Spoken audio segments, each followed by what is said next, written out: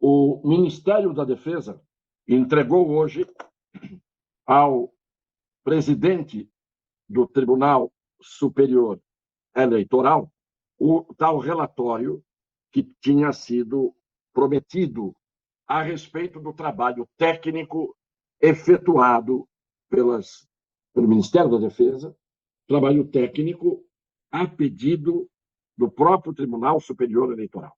Embora tenha havido o convite, depois aconteceram turbulências no meio do caminho, de tal maneira que os desencontros até hoje não foram muito bem explicados. De qualquer maneira, vou ser bem objetivo. A suposta mídia brasileira, mais ainda, a exterminada por ela mesma mídia brasileira, não divulgou com a devida atenção esta entrega do relatório, e muito menos o seu conteúdo. E muito mais alterou algo essencial no conteúdo desse relatório apresentado hoje, que está longe de ser um relatório conclusivo, embora técnico, e o assunto não se encerrou com a apresentação do relatório.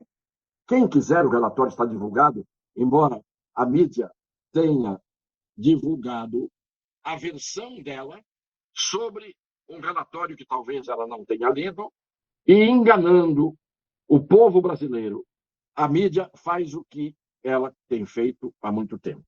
Mas, com a visão estritamente do advogado, acostumado a ler laudos, perícias, relatórios ao longo de quase 60 anos de vida, eu vou mostrar só o seguinte: o que é que diz o ofício número 29126, ofício número 29126, GM/MD, MD, Ministério da Defesa, GM, Gabinete do Ministro.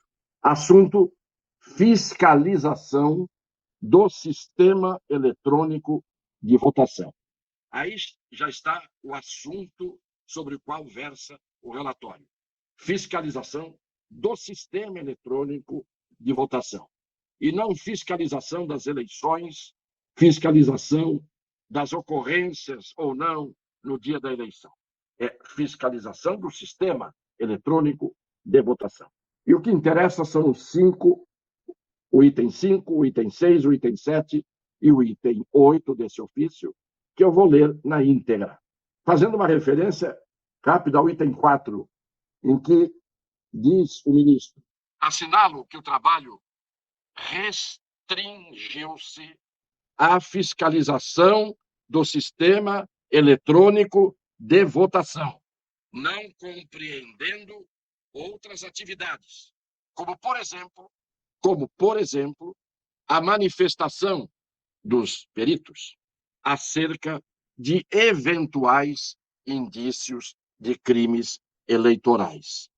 Não é que eles negaram, como diz a imprensa, a existência ou afirmaram a ocorrência de crimes eleitorais. Eles disseram: não entramos nesse exame, porque não era o objeto da perícia. Como eles disseram no começo, exclusivamente era para fiscalização do sistema eletrônico de votação. Agora vamos aos tais itens que eu considero importantes. Item 5. Do trabalho realizado durante a compilação do código-fonte e consequente geração dos programas, entre parênteses, códigos binários, pode configurar relevante risco à segurança do processo. Então, a primeira afirmação é de que a ocorrência de acesso à rede durante a compilação do código-fonte e consequente geração dos programas, código binário, pode configurar relevante risco. Portanto, o processo está sob risco com base no que está dito no começo, que foi observada a ocorrência de acesso à rede durante a compilação do código-fonte e consequente geração dos programas.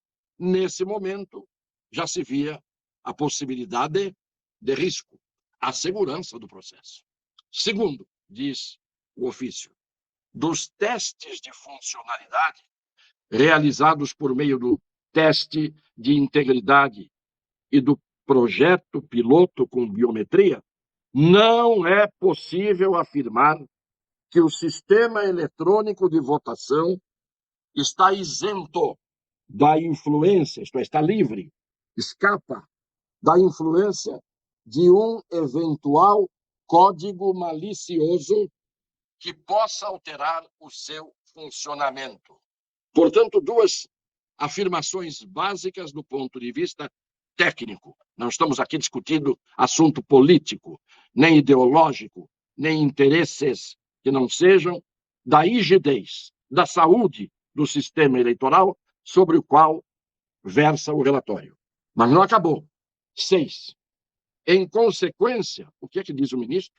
Solicito à Corte Eleitoral, o Ministério da Defesa, expressamente diz: solicito à Corte Eleitoral atender ao sugerido pelos técnicos militares no sentido de...